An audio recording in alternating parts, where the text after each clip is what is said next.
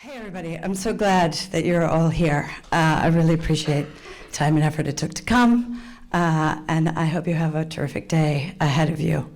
I'm Amy Austin, she, her, hers, president of Theater Washington, and again, I just want to thank you for choosing to be here today. I want to begin by honoring the land honoring those whose land we stand on. We offer respect to the traditional territory we stand on and the indigenous people who have been living and working on this land, the ancestral homeland of the Piscataway and the Coshawk people. Thank you. I have some thanks to give, first of all. So I want to give a thanks to the Theater Washington's Board of Directors, many of whom are here today. They've provided great support and commitment to the organization to have us here. Michael Singer's here, Maggie Boland, Jason North, John Hagee, Jerry Whitcomb, Mara Walker, and Bonnie Nelson Schwartz, and Scott Abelman. Two members of the Theater Washington Advisory Board, Farah Lal Harris and Jojo Ruff, co-chaired today's summit, and the committee is Raymond Caldwell, Patty Khalil, Abel Lopez, Todd Negro, Joseph Rich, J.R. Nexus Russ, and Leon Seaman. I also want to give thanks to the Theater Washington operational staff, which is Britt Willis, Liz O'Mara Goldberg, Claire DeMaric, and of course, Michael Kiriaglu, who most of you know. And I also want to give thanks to some of our sponsors who are supporting us today, Marion Murrow Bowser's 202 Crates, We Are Washington, D.C., and the Office of Cable Television, Film, Media, and Entertainment, led by director Angie Gates. There's a number of other sponsors in the program, and a big thanks to Rebecca and Dee Lickenberg and David Muse and the entire staff of the Studio Theater, who have, really generously welcomed us to take over their entire space for today and have been working with us closely for the last few weeks to get all this together. So I really appreciate their generosity. And thank you again for showing up and putting away the many, many things that you have to do, since I know how highly scheduled you all are, to talk about sustainability. And I want to acknowledge one more group. This fall, Theater Washington started what we call a partnership model, and that was theaters and educational organizations making a commitment to Theater Washington for our sustainability. And we now have 45 theaters and educational groups who are supporting us, which has been a big shift in the organization, and we're very thankful for that. It helps foster us working together and being more collaborative and really acknowledging that we want to be a community and taking a look at what that looks like. So we're deeply grateful for all that support we received. And we have a new sponsor, Par Lights, who are buying you breakfast, bought you breakfast, and probably, had some leftover for lunch there too. Par Lights does product sales, service, and support, lighting, rigging, expendables, and makeup. They have 30 years of history in the community. They're based in Frederick. So Tabitha is with us today, who's from Par Lights. Where are you? Hey, I haven't met you yet. Good to see you. So welcome, and thank you for that generous support. Now I want to welcome to the stage Abel Lopez. He's the associate producer of Gala Hispanic Theater. Abel is many things, including the treasurer of the Association of Performing Art Presenter, chair of Theater Washington. His resume is a mile long. He has served on so many boards, been chair of so many boards, many of which you know, and are all community driven, including DC Commission on the Arts, National Association of Latino Arts and Culture, and the Theater Communications Group. Abel has done a tremendous amount of work in our community, and I wanted him to come up today to welcome you in ways that only Abel can. He's just a font of wisdom, a very good historian about our community, and has witnessed many things, and lucky for us, he keeps leading with his time and his energy. And if you ever go to gala, he's also, I've never been to a gala show where Abel does not tear my ticket. So just a tremendous force in the community. So Abel. Thank you. Good morning and buenos dias. On behalf of the Board of Directors and staff of Theater Washington, the Advisory Board, and the Summit Committee and its co-chairs, I am pleased to welcome you to the 2020 Theater Summit on Sustainability. You will hear more about the day, its scope, design, and logistics from others. I wanted to thank you on behalf of Theater Washington for being here to engage in dialogue with your colleagues about issues and questions that face you as leaders at your institutions and collectively as a community. Your participation in the summit demonstrates a belief that sharing ideas, experiences, and knowledge with each other is fundamental in creating a community of learning that is strengthened when we grow together. This spirit of generosity among our theaters and arts community is part of our history and our development. It was a value embraced by the League of Washington Theaters that was formed in the 1980s to promote and strengthen the theater community, bring attention to and support for our work, and to share resources, expertise, and thoughts to build a greater awareness and appreciation of the role that the arts play in our society and contribute to the health and vitality of our region. Together, we implemented projects that engaged the leadership of all theaters in addressing issues common to all, such as identifying talent through the League auditions, raising the visibility of our theaters, the need for media coverage beyond reviews, and the need for greater diversity and inclusion in our work, leadership, staffs, and audiences if we were to remain relevant to the community and ensure its engagement with our work. As a result, in the decades since the founding of the League, our theater community has grown from 13 theaters to more than 90 theaters spread across the region and its neighborhoods. And as we grew, the demands at our organizations for our attention also grew. But the need to convene and dialogue and grapple with questions we face has never been greater, as a sector, as a community, and as a nation. If we are to remain at the center of civic life, where diverse stories that reflect the nation and its culture are staged, and that challenge, entertain, and stimulate reflection, we must develop a healthy and sustainable theater community and a more just nation. So it is critical that we gather as a community and continue our tradition of sharing and working in partnership so that we may continue to learn and grow together. Our existence and sustainability as a community requires it. So I thank you for your generosity of spirit and time and welcome you to this convening.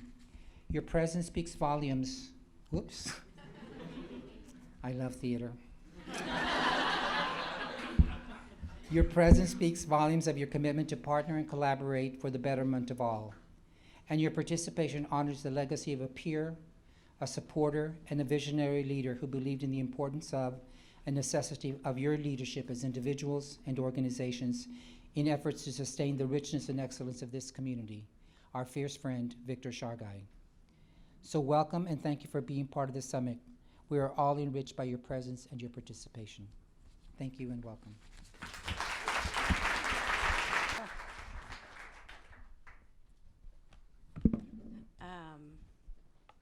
Yeah, I have to say I miss Victor an awful much. So I'm going to bring up stage Farah Lal Harris and Jojo Ruff and give you a brief introduction. Farah is a first-generation Nigerian playwright, actress, poet, artistic director of Young Playwrights Theater, and a member of the playwrights collective The Welders. She believes in the power of Black women and their stories and aims to make people feel less alone through her art, which is her activism. She calls her work Black Girl Magical Realism, and our plays are deeply personal, raw, poetic, funny, and hip-hop infused with a focus on social justice. Jojo Ruff is managing director of Theater J. Previously, she was managing director of the Laboratory for Global Performance and Politics at Georgetown University. Jojo is the founding executive and creative director of The Welders. Most recently, her work has taken her to Cuba, China, Chile, Israel, Poland, Peru, the United Arab Emirates, Canada, and throughout the UK, among other places. She has an MBA from Georgetown, Magana School of Business. So Farah and JoJo are the co-chairs of today and have done a bunch of work to get us all here. So please welcome them. Thank you.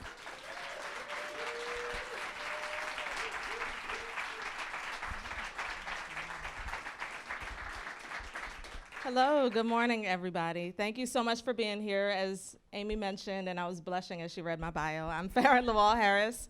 My pronouns are she, her, and hers. And I just want to thank everybody for being here. I also want to take time to thank Theater Washington, to thank JoJo for being a wonderful co-chair, to thank our line producer, Britt Willis, and also the amazing Summit Committee, and also our keynote speaker, Lauren Turner, who came to join us from New Orleans, so I'm so glad she's here. So I wanted to talk to you all about the theme of the day, which is sustainability. And I just wanted to let you know how we got here and how we arrived at that theme. So we had a committee of DC theater professionals who decided to volunteer their time to help us put this event together. And we sent them a survey and we asked them certain questions like, are there any topics or questions that you think DC theater makers need to collectively address? We asked them, are there any conversations about DC theater that you're tired of having? And we also just asked the general question, what keeps you up at night? And we had great responses. And what came up was just wanting a continued commitment to equity, diversity, and inclusion work with, and leaving conversations with tangible goals so that we can move forward. Folks talked about creating living wages for artists and keeping our doors open while we do so. Collaborating and sharing resources as a theater community, whether theater will survive as a business, maintaining the fiscal health of our organizations, and meeting the needs of younger audiences who aren't interested in donation and membership-based models. And the common thread with all those we found was sustainability. And we're hoping that throughout this day with the different breakout sessions that we have, that all those topics will be addressed. So I also want to thank our breakout session leaders as well. And we just want to focus on how we can remain strong and continue to grow and thrive in the faces of challenges and how we can do that work together. So thank you all. I'm going to turn it over to JoJo, who's going to talk about the logistics of the day. Thank you.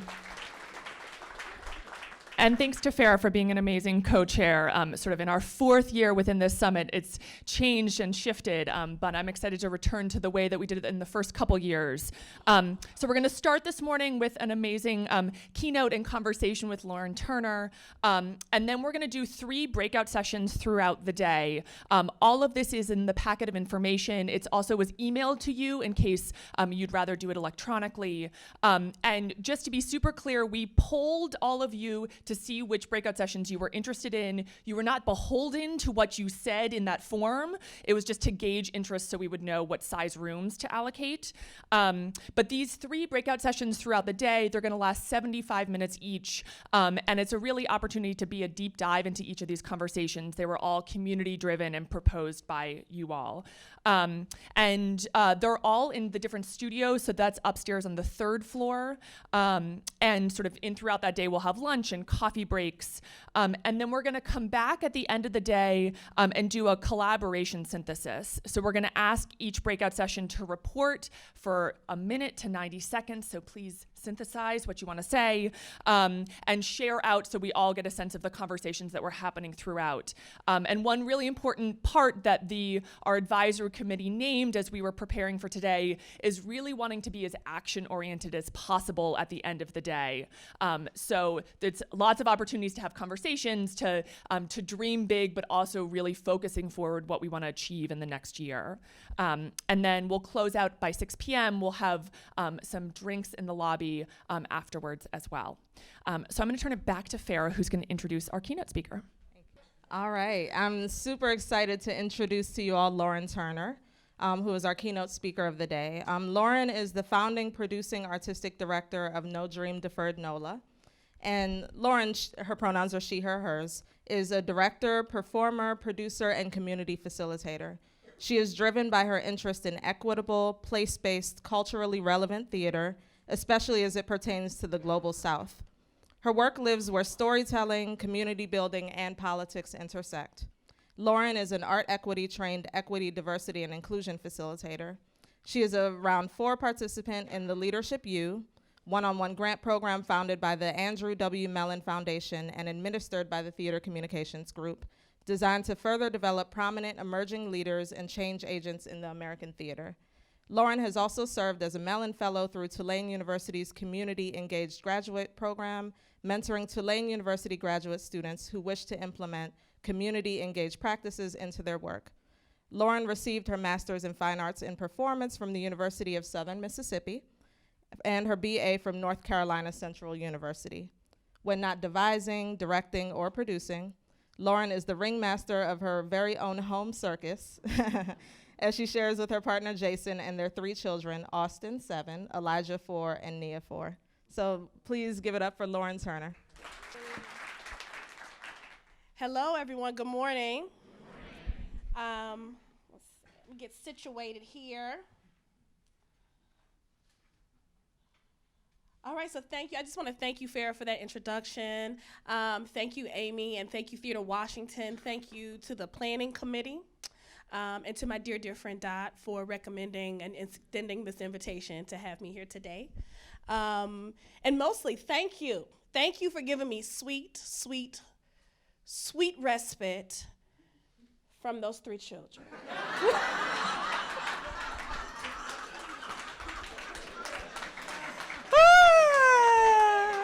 There are no words. There are no words.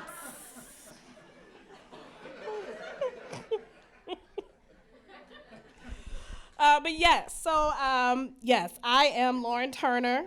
I'm a mother of 3. I'm a theater maker. I come from a family of activists, change makers, door openers, if you will, and I'm also the founding, producing, artistic director of No Dream Deferred NOLA. And for those of you who aren't sure, what NOLA is, I'm based in New Orleans, Louisiana. And I'm coming to you from a space or a community that is uniquely Southern, highly theatrical space as we're entering into our Mardi Gras Carnival season, or as I like to call it, we drinking at work today? Season. A theater community rather, that is facing some really steep challenges and has yet to develop a plan, right, or a real analysis that it desperately needs, not just to be better, but to save itself. And I'm sure that most folks in here can relate. And I'm not sure of that because I know so much about the DC theater scene and dynamics, but instead, what I know for sure is that my story about my experience working within a predominantly white regional theater as the first and only person of color is not unique. It is, and it has been, a major part of the American theater story. So this is a hooty-hoo. Who knows what a hooty-hoo is? It's a hooty-hoo! It's a call, it's a roundup call. And today I am posing this question to you all. Are we all not exhausted? So in October of 2018, I found myself at our weekly staff meeting at a local regional theater. But this time was different. We had been gathered to discuss the community's outrage and public response to our recent move as a predominantly white theater to a historically black neighborhood. And the community's vocal rejection of programming that did not include them at all. And as was usual, as the only black staff member, I was now tasked with speaking on behalf of people who were not and have never been at this table. I propose that we put our money where our intentions were, with our 3 open full-time positions, that we prioritize hiring people of color, and specifically folks from the neighborhood. I was met with incredulous stares. One person said, "Well, what I hear you saying is that we need to fire all the white people here. And I don't know about you, but I'm looking around this table and I don't want to lose anyone." The most shocking response, perhaps, came from the artistic director when she explodes and says, "That's not what they want. That's not what they want. They want me gone, and they want a black woman to take my place, and it's never going to happen. Okay, pause. I had been working at this institution for years, tirelessly attempting to use theater to expand our vision and analysis around community strengthening, equity, and inclusion. It was in this moment that I realized I had been duped. My efforts were not thwarted due to a lack of comprehension from my colleagues or a lack of clarity around the desires of the community members in our new neighborhood, but there existed a deep unwillingness to cooperate. Despite our new ED&I statement, despite countless panel discussions and expensive consultations and facilitation, we were never going to move beyond investing in looking like we wanted to change. And unfortunately, I realized in that moment that I was a part of that new look. This had always been about fear. The fear of losing control and power, and the fear of the unknown. The meeting ends. I sit there in shock as my colleagues exit the meeting, each one patting me on the back as they exit. A few stop to tell me how sorry they are that this continues to happen to me. I'm then summoned to have a one-on-one with the artistic director, who once behind closed doors with tears in her eyes asked me, "So what, Lauren? Am I not supposed to tell stories about white people anymore?" I'm going to stop here and say that this is not a cautionary tale. This experience was a part of my everyday reality, and I've heard from so many from all over the country with whom this story resonates. I was the first and only Black staff person at this 37-year-old old art organization in New Orleans, a city that is currently 67% Black, and before Katrina was 80% Black. What work it must have taken to maintain the whiteness of a space like this.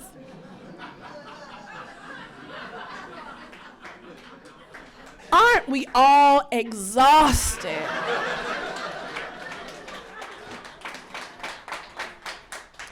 As a result of my experiences and following my eventual departure, an interview about my experience in HowlRound, I have determined that these are the things that I'm interested in right now.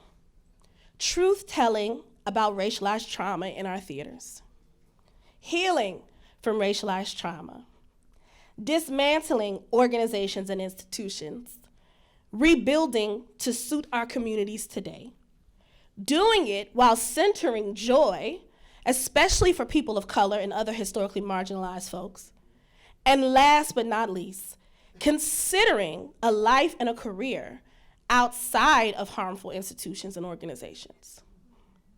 So therefore today I want to be clear. I am speaking to the people of color and their allies in this room. I am speaking to people of color and their allies in this room. So if you are a person of color, or consider yourself, or have proven yourself to be an ally, this is for us. If you are here waiting to be convinced or persuaded, this conversation is not for you. So with that, as we continue, I am challenging you all to consider folks who are not even in this room today and their experiences within our organizations and outside of them, and perhaps check in with them this week. So what the heck is racialized trauma?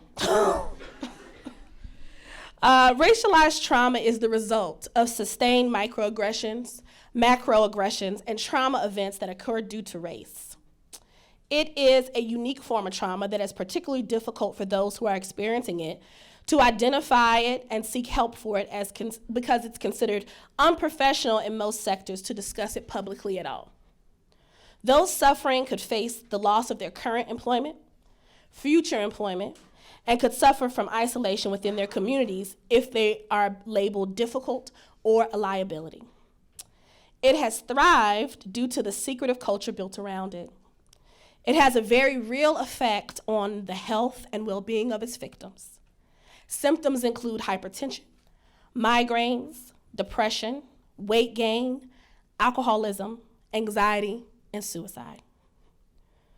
I had no idea what had happened to me while at this predominantly white organization. I knew I had experienced micro and macroaggressions and that I was in a racist work environment, but I did not know that I had endured a trauma event. It wasn't until I decided to leave that I was able to name it, and I could devise a path towards healing for myself. The first step included telling the truth about what I had experienced, letting go of the shame attached to staying in that abusive situation, and seeking counseling to begin the long road to healing and recovery. So at this point, I started to look beyond ED&I intentions and narratives and start to connect my experience to ideas around institutional accountability and sustainability. So everyone is talking about sustainability, financially, organizational sustainability, and in some pockets, folks are talking about climate and environmental sustainability. But rarely do we dig deep into our human resource, retaining the people that create the magic. And what would happen if we lost our best asset, our people, as a result to these traumas that they're enduring within our institutions? Corporate America has even begun to recognize the impact these elements have in our workplace. People call out more, people are sick, and they're having a hard time recruiting and retaining great people. How many people do you know who have left this theater field for good due to either racialized trauma, microaggression, macroaggressions, or other abuses endured within our institutions and organizations? I know at least 10 people. It brings me to this story that I often tell because it had so many parallels to what I was experiencing while at that institution. I call it the googly eye story, googly eye fish story. So there was this fish market in Kuwait, and they had a lot of old fish, dead old fish. And they wanted to sell this dead old fish, but it looked dead and old. So someone had the bright idea to go buy those googly eyes. You know those googly eyes that you get from the craft store? And slap them on the fish. And people bought the googly eye fish, and they took it home, and those eyes started to fall off. What about our current situation within our institutions are resembling those dead fish? And in doing this work and making these environments safer and better for the people who work there, are we simply adding a googly eye to the situation? Or are we dealing with the fact that this fish is well beyond what we should be selling? And to take it a step further, especially for people of color in these institutions, are you yourself serving as the googly eye? Are you being used as the googly eye?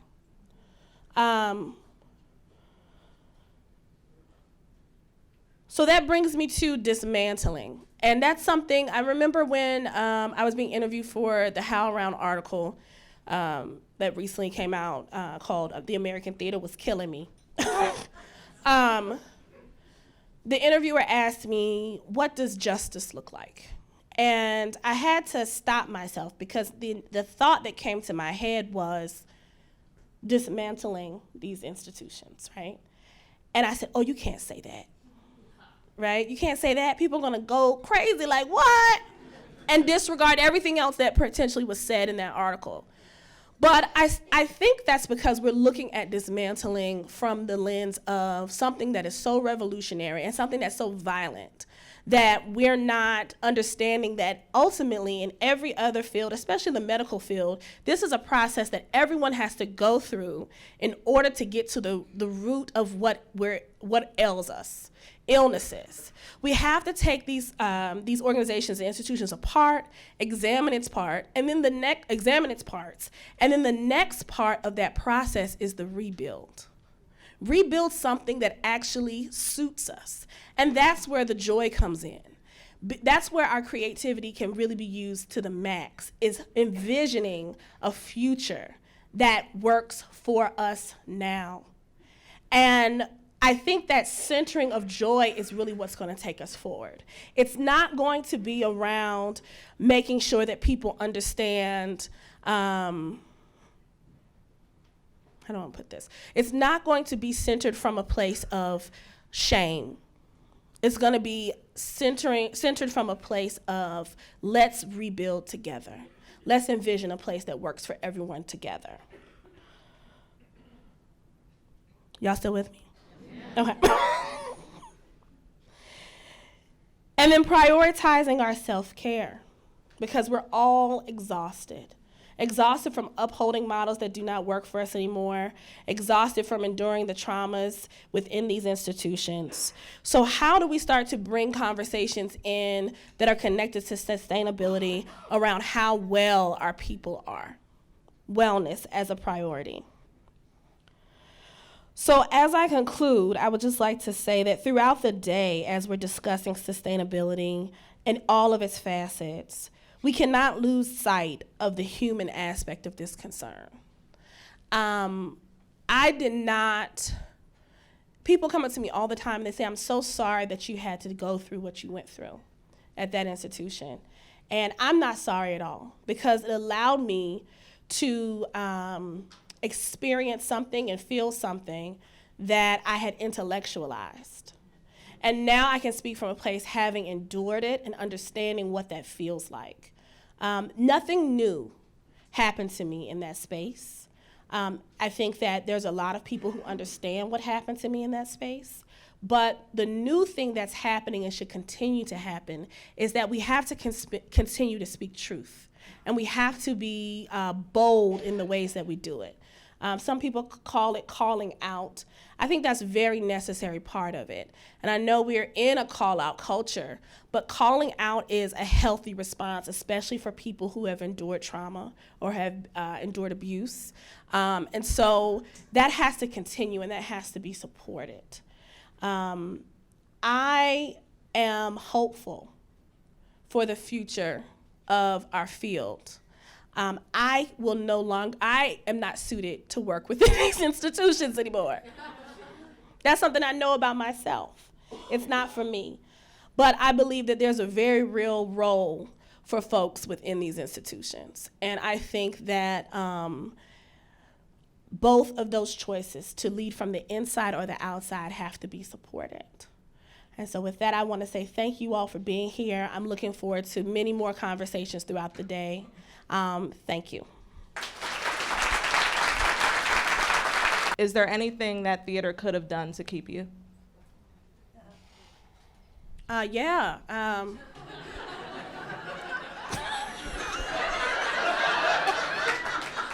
Well, I will say this. I have, I'm not gone to theater. I think I'm gone from navigating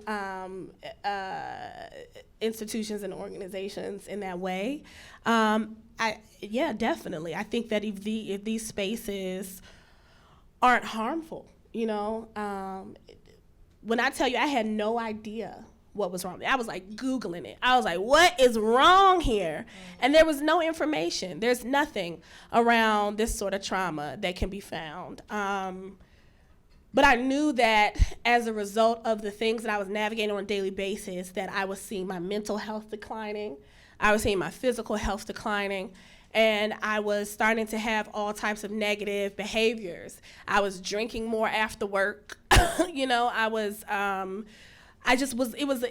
was going way downhill. And so it it didn't feel like a bad few months, you know?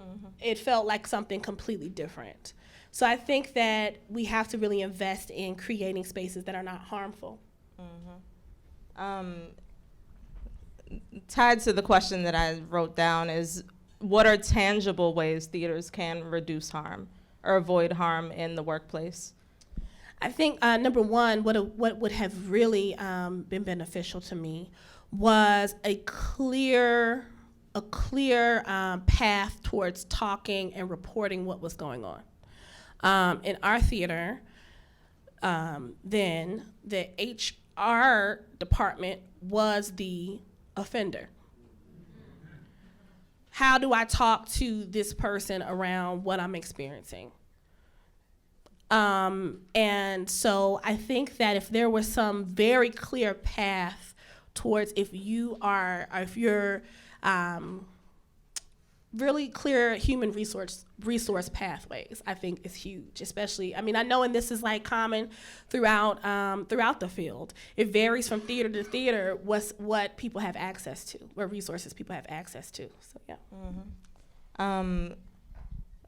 What stuck out to me is you talking about centering joy, like making theater that talks about trauma that Black folks experience, but centering joy. So for DC, a city that the amount of Black theater that's being produced is increasing, and some of the theaters that are predominantly white produce shows written by Black playwrights or that feature Black actors. What are ways in which they can center joy, like even as it relates to season selection? Well, I mean, I think also in centering joy, also in the dismantling and rebuilding process too. So like, I think approaching the work ready, open to be led, and to having collaborations that you're not necessarily leading, but that you're being led as well, I think can center joy, especially for the artists that are involved in the projects. But I was really speaking to this idea that there's so much drudgery around this idea of, first of all, creating these healthier spaces. I think people come into the room and they hear either ED&I, or they hear dismantle, or they hear racialized anything, and there is an audible groan. And I think this is an opportunity to change the narrative around what this work is. This work can be joyful work, because essentially you are we-making, as something that Carol B. Bell, who leads Ashe Cultural Arts Center in New Orleans, says. We're we-making, we're expanding the vision when you create spaces that are healthy for people to work and create in. And so approaching it from that place, that we are collaborating even on this, even on building this vision, what works best for everyone, changing that narrative. It's so many times I get, it's so tiring and exhausting, and I'm sure you may have experienced this too, where, you're in a space to address equity, diversity, inclusion. You're in a room to talk about these issues, and you can almost feel it. You feel people backing away from the session. You feel people thinking, I'm gonna feel bad when I leave the space. And not just white people of color too say, I'm gonna have a headache after this. I already know, because I'm gonna have to exert so much energy, and I'm gonna be exhausted, and I'm gonna be drained. And that is what has to change. I don't believe that conversations are an action step at all. They're not. I think that's probably one of the worst things that ever happened to the equity and diversity inclusion work, is that people started confusing the conversation for the work. But I do believe that you're not going to be able to get to the action step if you can't even have the conversation. And so much of the trauma that I endured was around navigating literal physical roadblocks to even being able to have the conversation, whether it was through body language or eye rolling or whatever. But I can't even address what's going on in our community, or missteps made on behalf of our organization with my colleagues, because you're giving me all of the signs that conversation cannot happen in this space. And I think that if there was a way to embrace the conversation from a place of joy, a lot of this would be a lot of that would be eliminated. Thank you for that. What advice would you have for others who are currently or have experienced racialized trauma in working in theater? First of all, to understand that that is a thing, that you're not being overly sensitive. You don't need to suck it up. And over time, if you don't prioritize your own healing, that it will have an effect on you physically. And so seeking counseling is really key. And then, personally, I'm like, get out, get out. But I know everybody's different, So if you are committed to remaining within that institution, it's going to be really important that you have the support for yourself mentally to move forward. And counseling can help do that. How's your experience different now that you're running your own theater company? What are some of the things that you notice as it relates to sustainability, whether it's financial sustainability, the health of the artists that you work with? What are the differences between that and the regional theater that you worked in?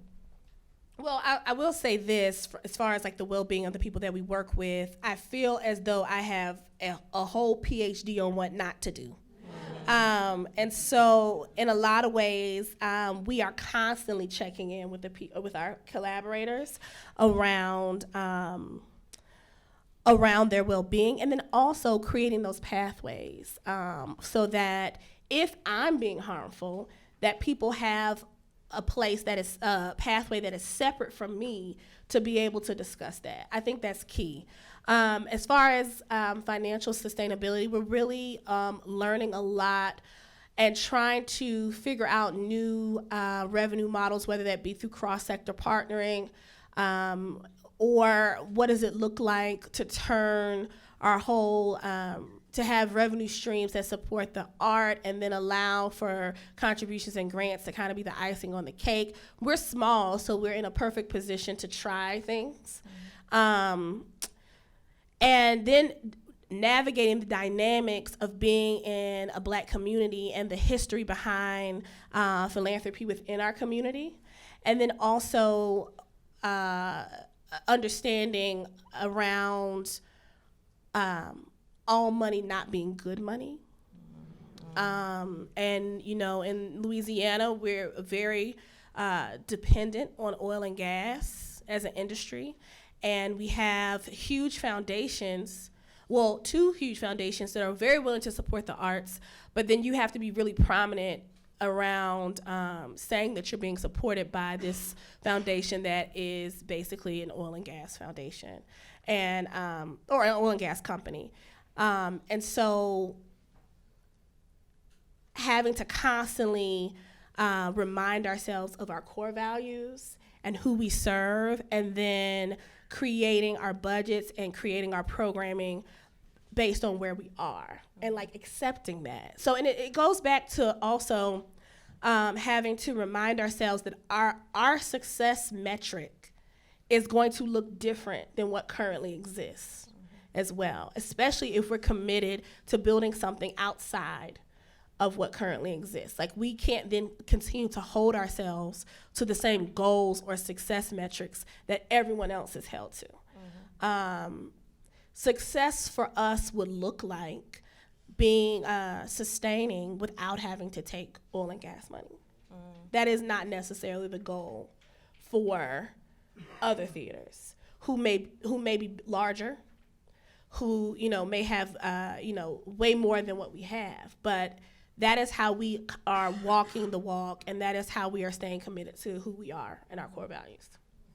So my last question for you before we open up the floor is, what are you excited about as it pertains to your theater company? Do you have anything coming up or anything that you're currently working on that you're excited about? Yeah, I mean, we do have a show coming up in May. We are doing Booty Candy by Robert O'Hara.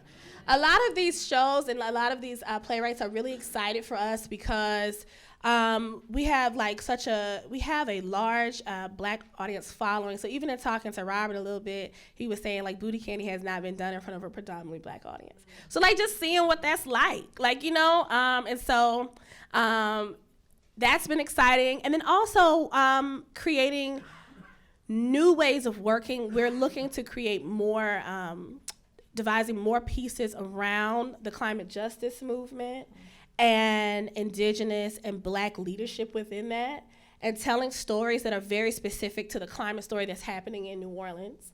And like creating ensemble that works in a way to begin to generate these stories that we can share with everyone. So making more work that is very specific to place is something that keeps me moving.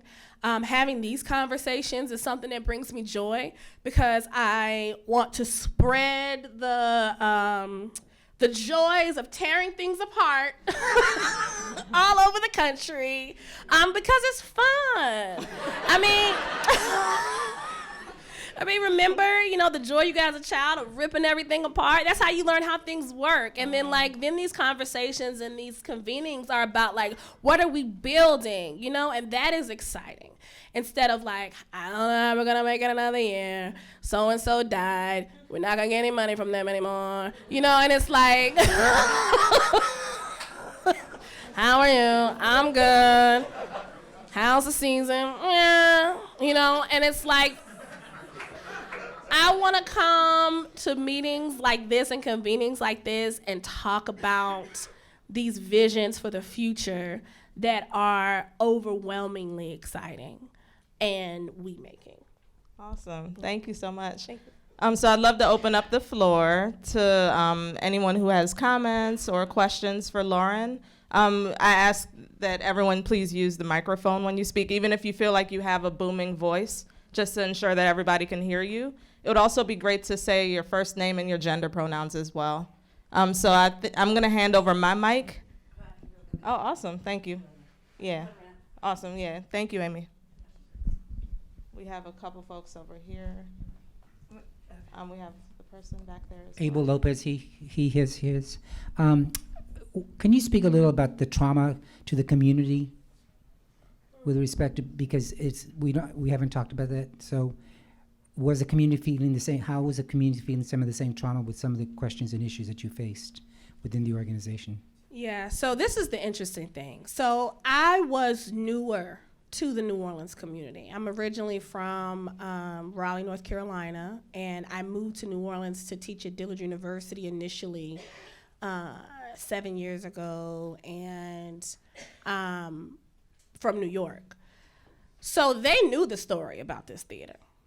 And they already knew. They had the history, right? They understood the rules around this space in a way that I did not. And I think that if I could go back and see some of the red flags, being, like I said, the first person in 37 years, in theater, a lot of times I'm used to being the only person of color in a room. But what does that mean in a city like New Orleans?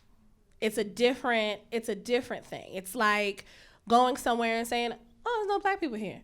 And then going somewhere and be like, well, there ain't no Black people here.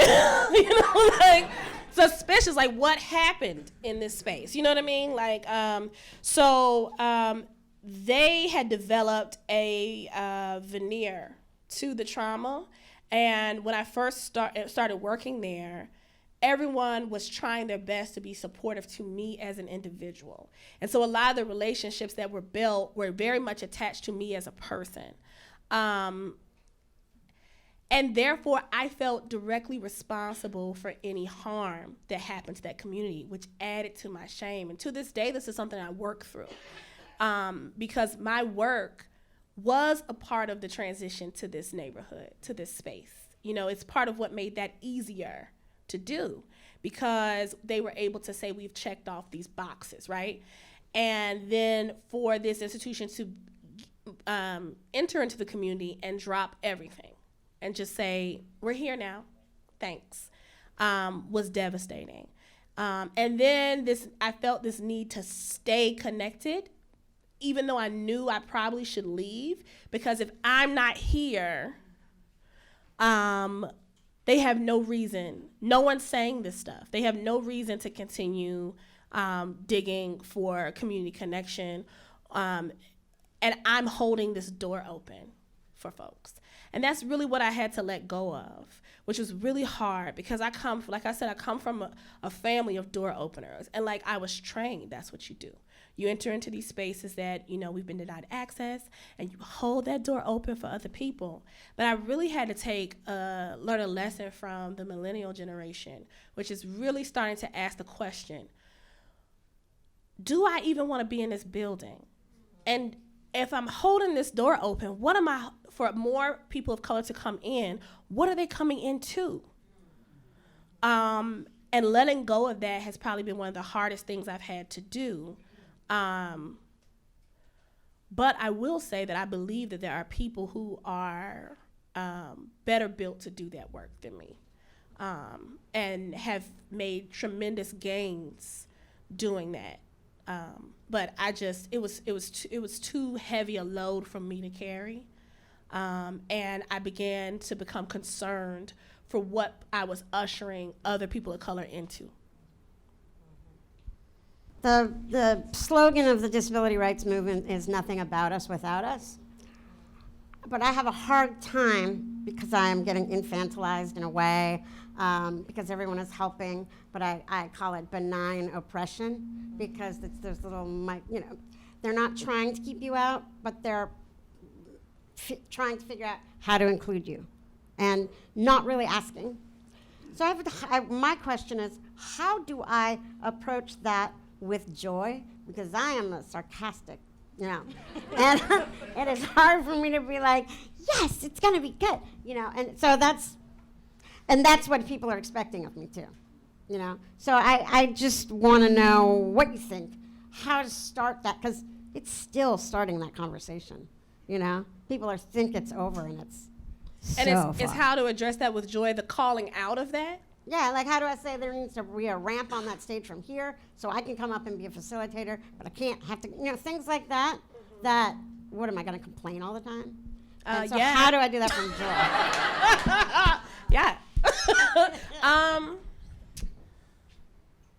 I mean, there are so many things that in practice I think could be done. I think implementing those conversations before, and this is just my idea. I mean, this isn't like the end all be all, but like, having those conversations around solutions and strategies that you lead, can be a place of joy for you to be able to come in and design what that looks like.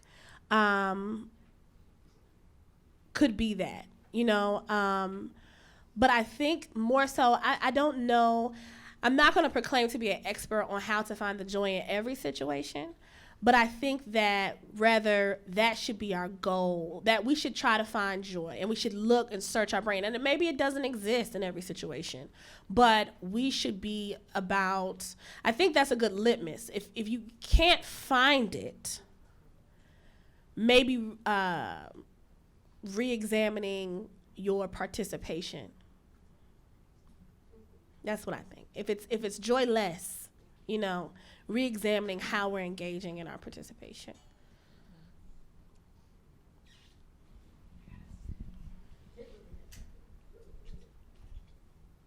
We have somebody over here in the middle. Hi, I'm Deb Randall, she, her, hers with Venus Theater.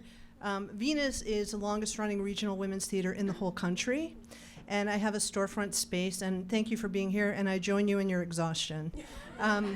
We've begun our 20th year of existence, and we just closed our 70th Woman Empowering Script, and it's really hard to work outside of the box, and I think it's a good move because you do have a lot of freedom and agility, but you also get ignored by critics, by people who could bring attention to you. So I just want to talk to you, or ask you rather, the difference, and because it's a feminist theater, I'll say patriarchal theater versus more of a collaborative structure. Because I believe, and I'm wondering what you think about this, that the power of theater is that it is a vehicle of empathy, and you use the word collaboration. So in terms of your new business structure, do you feel that bringing collaborative tactics into the way that you actually operate and releasing sort of the HR stuff and the pyramid that puts people down by nature and has one seat at the top, have you explored or do you have advice on that circular formation in your new way of moving? Yeah, so we, No Dream Deferred has a shared leadership model. There are, and then also we have an ensemble of actors too that are very much involved in decision making. I will say though, the thing that I'm having to learn more and more every day is that if I am going to be this outlying individual organization, that at the same time I have to let go of any expectations that I have around how things are done traditionally, which is hard. But what about the money though? Right. That's the question. Then it's soul tissue. Yeah, well, this is the question. So this is the conversation. This is the conversation. And these are the things that we're still trying to learn. But that has to come with it. Because if not, you'll find yourself in having the same conversations that you were having when you were a part of those institutions, and dealing with the same abuses and traumas that you had then, because you're still holding on to success metrics and to a system that doesn't actually serve what you're trying to build. So it's hard, and I don't know the answer to that, but this is where conversations have to start amongst people who are doing that work. Not enough conversations, there's not enough gathering of organizations and people who are outside, who are doing that work outside, or leading from the outside. Hear, hear. Anyone else? Over here. Oh, we have folks over here. Is there anybody that can help Amy? Do we have any volunteers? I can run that around. Let me run around. Hey, my name is Megan, she, her, hers. My question is about how white allies can lift voices of people who have been marginalized without speaking for those voices. And if you have thoughts on that, I've been in a lot of rooms where deeply racist things have been said, and I've tried to speak up, and then I realized that it's just two white people bickering about racism, and I don't think that's the best way to do things. So I was just wondering if you have thoughts on how we can make sure that we are true allies and supporting and lifting other voices without inadvertently or purposefully sort of making it about us in harmful ways. Mm-hmm. Well, one of the things that I observed with my time at the theater that I worked for is that I actually had a parking lot conversation with a colleague of mine, and she said, you know, I recognize something that I do, which is I wait for you to call things out. I wait for you to do it. And I'm like, now we have this brand new shiny statement around inclusion, right? Everybody signed up for it. You put it on the website. But when we're not doing that, everyone's sitting here looking at me to say something about it. And it becomes a part of that exhaustion that people of color feel within those institutions. And for me, not only did I feel exhausted, but I felt like they were waiting for me to bring up the obvious and then also berating me for doing so. And so it was abusive in that way. You know what I mean? So that's one thing, is that not waiting on the person of color to bring up the obvious. And then also encouraging POC and indigenous leadership. And it's in a real way. So what I mean by that is taking directions from,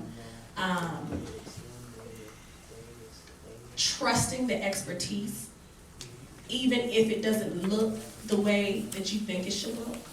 I had a whole company question everything that I wrote to community members. I mean, whole protocols created for me. Well, did you send it to this person? Well, did this person okay it? Like, why does the janitor have to okay this person?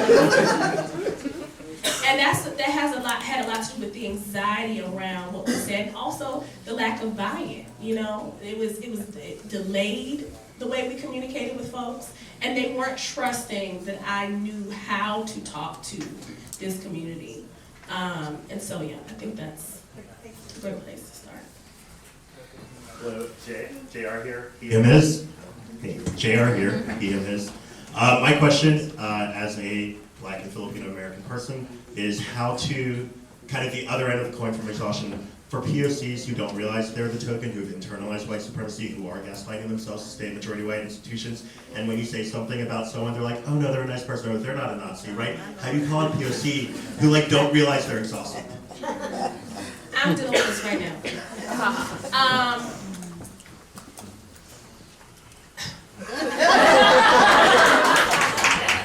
So I had a friend, actually. So a large part of what that was a barrier to my own healing after I left this space was that I had a close circle of friends, all of whom I had ushered into this space in my capacity, right? At that theater, I had brought them in, artists of color, right?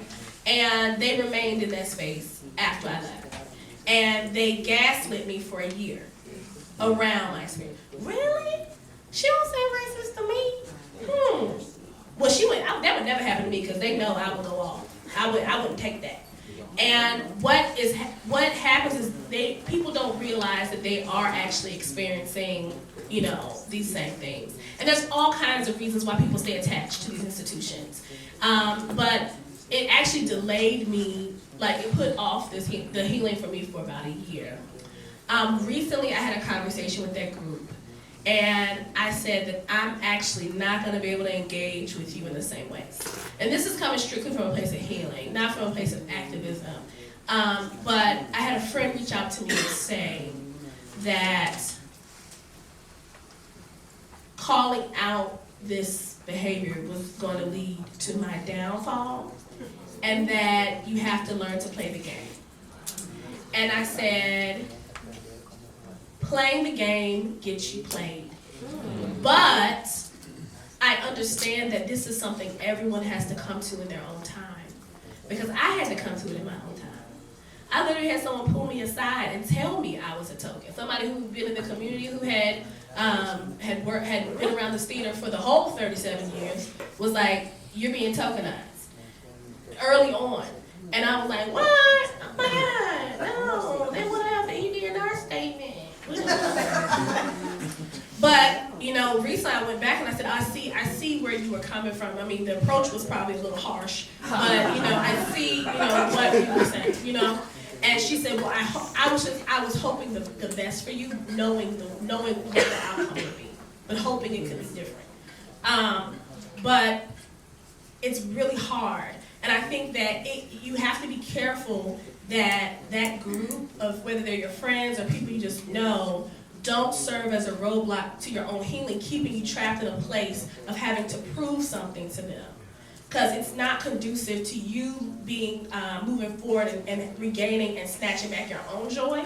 And you have to kind of understand that at some point, or believe that at some point that they will also come to the same understanding. But I would really encourage people not to stay in a place where you're having to constantly tell people that they're in a sunken place. You know what I'm saying? Because they're not going to receive it. You know, so yeah. Good morning, good morning. My name is David Searles with the DC Office Cable Television, Film, Music, and Entertainment. And if I like to take a moment, we could have 10 seconds of silence for Kobe Bryant and the crew passengers and the crew of the helicopter horrific accident yesterday. So 10 seconds starting now, please. I have an idea on the question. What do you think we could create a collaborative effort and create a community or a opportunity hotline not only in our own communities, but collectively throughout the United States, that offers opportunities for positionings, job openings, opportunities for mentoring for students in high schools, for music, entertainment, arts, to keep the arts and humanities in effect and full force. And I think by strength in numbers, then you will have the collaborative effort, the momentum to keep the ball rolling as everybody knocks on the door for opportunity, for us being on the part of the center stage, behind and in front of the stage, and just collectively building a forum that we can unite and make an opportunity for everybody, for all genders, from all walks of life. That was my question. That's something that I like to bring back to our director, Angie Gates, to see if we get the ball rolling. See if by a show of hands who will be interested to help and make this happen. I think that's a great idea. Just a thought. Thank you.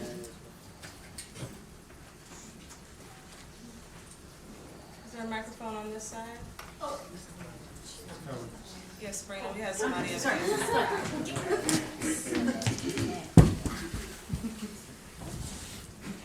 Hi, my name is Caitlin, pronouns they, them. Thank you so much for coming to speak with us. I wanted to offer up a resource that I found very helpful.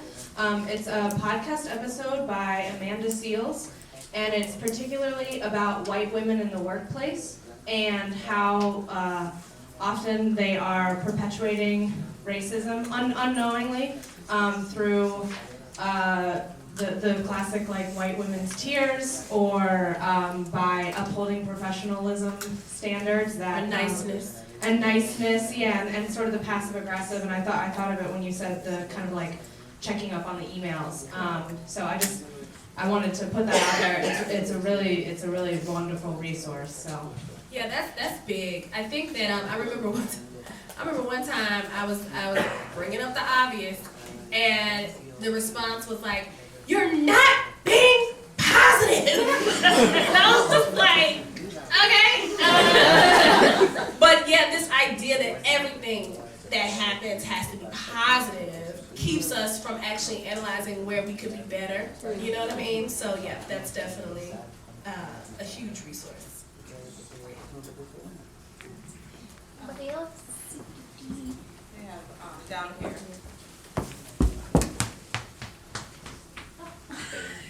JR here again. I'm also this isn't a question. I was activated by something that just happened and a space that was claimed non-consensually regarding a death for sure, but a really complicated one, and someone who, the conversation has triggered people for me who have been assaulted and otherwise, so I would actually request that we spend 10 seconds to acknowledge that real quick.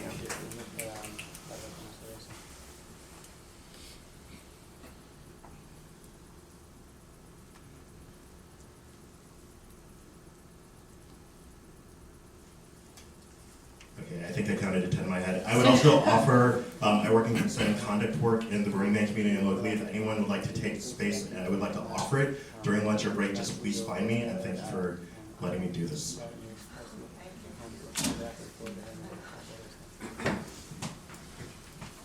Hi, I'm Natasha, pronouns she, her, hers.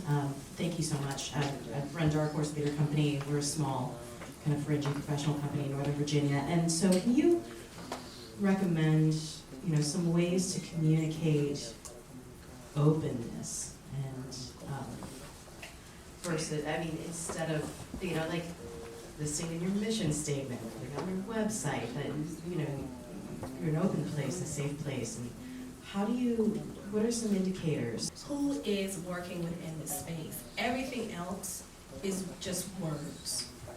Everything else is just words. But if you can back those words up with actually showing that through the people, through our best asset and resource, which is our people, I think that's key. And then letting go of this idea that you're creating a safe space, because no space is actually safe. Because you can't actually control every energy or every person that's entering that space, especially if it's open, right? So letting go of this thing that you're going to be able to create this ultimate safe space for every person. Can I follow up on Yeah, just start talking. And Oh, okay. Yeah. So just a follow-up question then, when you were bringing people, any race, into your organization, what are some, because words are indeed one thing, how people present themselves can be one thing versus what actual intentions and actual things are. So what is your, for lack of a better word, vetting process like? Or how do you, are there ways that you kind of try to probe people further coming into your organization? We haven't currently had it. Our organization is so small right now that we're working with colleagues that we are familiar with the way they work and their history in the community, and their mode of working. And so we haven't come into that situation where we are vetting people, but I think that is something that we need to start creating, whatever that looks like now. So that we're prepared when we get to that space where we can grow in that way. But on a daily basis, I am checking for my own internalized racism, internalized white supremacy in the way that it shows up in my own work. In our last process, I had to check myself. And that's really the work. It's like that constant checking yourself, right? Lauren, if you're saying that you're creating this space that's the opposite of what you had before, and then you're still, you still feel like it's okay to, raise your voice to someone because it's tech, or if if you still feel like you're holding people accountable to this professionalism standard that's actually like harmful to them or doesn't take into consideration that they're a person. Like, I have to check myself, and I do that out loud. And I say, ooh, that was not a good look, and I stop and I correct immediately. And I think that's the process that people don't want to do because of urgency, like we don't have time to do that. But like, it's that constant checking in. It's the only way to get it. Thank you.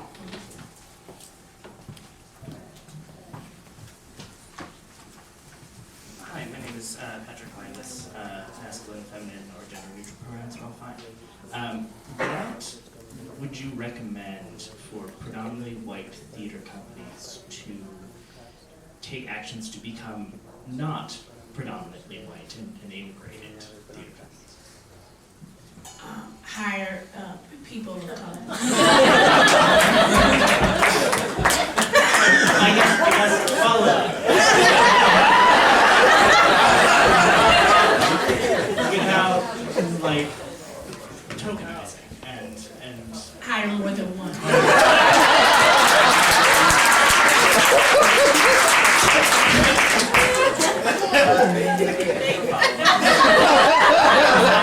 I don't know.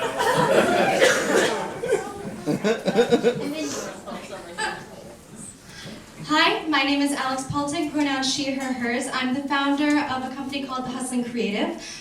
We're a professional services company that targets artists in transition, particularly artists who are transitioning from student to professional. So in that vein, I would love to know, just from your personal experience, or take it how you will, but what do you wish you knew when you were 22?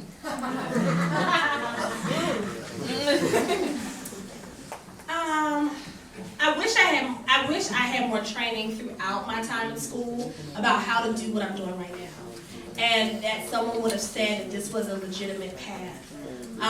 And so there isn't much training around leading an organization or creating something that's on the outside of what currently exists. So I wish there was more of that. And that I think that the way that students are currently trained teaches them that they have no value, and that they should just be lucky that they're in the building.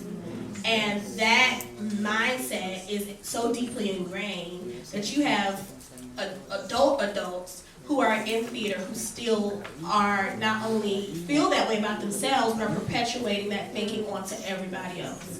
And that gives way to so much abuses when you don't feel like you have value. and that you should just be lucky to be there. So many people who I've spoken to who continue to work with that theater or other theaters where things are happening, because this isn't the only place. I just want to make that clear. This is not a one-off or like, oh, glad I don't work at that place. No, this is just one of many theaters that are engaging in abusive practices like that.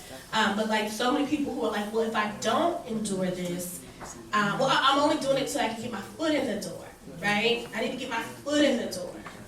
And it just makes no sense. It makes absolutely no sense to put your foot into the door of a place where you're treated as though you have no worth. So just knowing my worth. Hi, good morning. My name is Nicole. My pronouns are she, her, hers. I work here in DC, but I still freelance quite a bit. And my question is, I wanted to return to your not cautionary tale, where you said, I think maybe we should make these 3 positions go to people of color, and what was heard was all the white people must go. So I guess my question for you, if you have any thoughts about it, is what are the ways you can engage and try and get someone to unpack that fear-based what they heard without having to run a therapy session for them? And is there a way to do that? If the conversation is part of the work but not the work, how do we try and fill the gap between what I said was and what you heard was? Well, that depends on whether you believe that you're being misheard. And I'm not so sure that they did not know what my true meaning in what I was saying really was. I think that, this is just my personal opinion, I don't know. But yeah, I think that we are all, like there's this dance that we do around this work, right? And you just gotta keep dancing and making sure that it looks like you're doing some stuff, right? Like, oh yeah, we're doing this, we're doing that, and it's like hire people. What? Oh, we can't do that. What are you talking about? You know, but we're doing this talk and we're doing this, and so I'm not 100% sure that there's a communication breakdown, a true one. But if there is, I also think that there is a way in which my white colleagues were able to express ideas to my other white colleagues that I was not able to. So I definitely think not resting the request or the idea solely on that one person of color or those 2 people of color, whatever, to lay those plans out or to discuss that strategy is best. I would love for us to get to the point where the leaders of the organizations were the one leading these strategies and these conversations. And so I don't know, because I feel like the dynamic's always gonna be off if the power dynamic is gonna be off unless these arts organizations and the leaders of these arts organizations are the ones leading that movement or that change. I don't know how we get there, but yeah. And I think you and then I think that's okay. Okay, so okay. Hi, my name is Elena Velasco, she, her, hers. I'm the artistic director of Convergence Theater. We're a nomadic social justice theater company. But I also teach at Bowie State University, which is Maryland's oldest HBCU. So one of my questions, I wanted to actually build off the question about transitioning to the workforce, particularly for my students who they are not coming from great means, and a lot of these internships to get into the theater and feel like I was lucky to be here is not even possible. And so that access is something that is barred. And one of the things that I'm trying to do is to foster the idea of generating their own work and building a collective amongst themselves. But I'm wondering if you can speak to how you can foster that next generation of artists of color coming in and taking that space that they should be taking, but to make it sustainable for themselves. What are the ways we can do this with, when it seems like the access is not there? I think training around generating work for themselves is great, and I think I would say to couple that also with the next step is that how does that work get funding, and like examining artists artists of color and their relationship to funding, and like start to be innovative around how that work is funded and how you can sustain the many ways that you can sustain yourself as an artist. I definitely understand what you're saying, is that many of these internships are simply not affordable. A lot of them were not affordable for me. I can't afford to take a whole summer of no pay in the Catskills somewhere. Like, you know what I mean? Like, I could not do that, you know what I mean? But that's where a lot of these relationships are built. And so you enter into the industry or the job market without those relationships, you know, and that already kind of puts you at a disadvantage. But I think it's gonna take like entrepreneurial thinking and training for our students, and innovation around flipping models, and reinventing what that looks like for us. And I think that people of color are some of the most creative people in the world, and I think that we have to redefine how we succeed for ourselves within this industry. And yeah, because I don't even know if being closely aligned with the existing predominantly white institutions and organizations is sustainable. I don't think that's even sustainable. So currently, we are seeking a sustainable model for being in this field.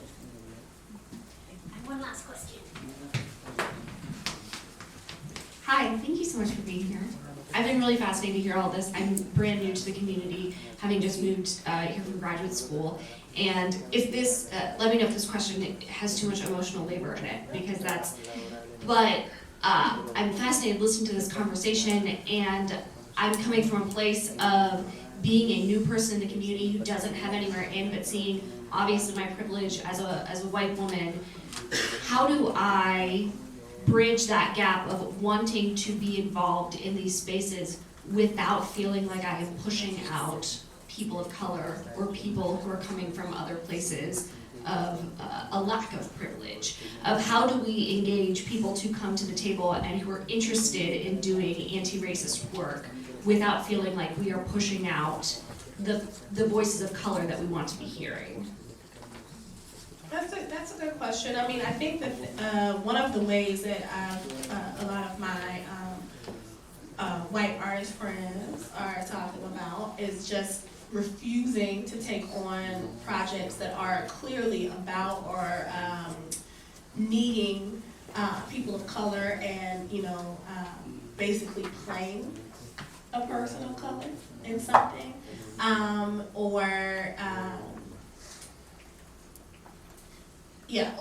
basically refusing to do that, number one. And then also, I think, being very vocal about the need for, because are you an actor? Yeah, I'm an actor and administrator, yeah. Okay, so let's say you are within one of these institutions or organizations, and you see that it's all white organization or institution. What are you saying about that? How are you holding this organization accountable? And do you say something one time, or do you continue to speak out? How serious are you about it? And are you willing to lose that opportunity or job for that? I think that's really what allyship is all about, is what are you willing to sacrifice? And if the answer is nothing, then just simply saying something about it or commenting is not enough for you to truly consider yourself an ally.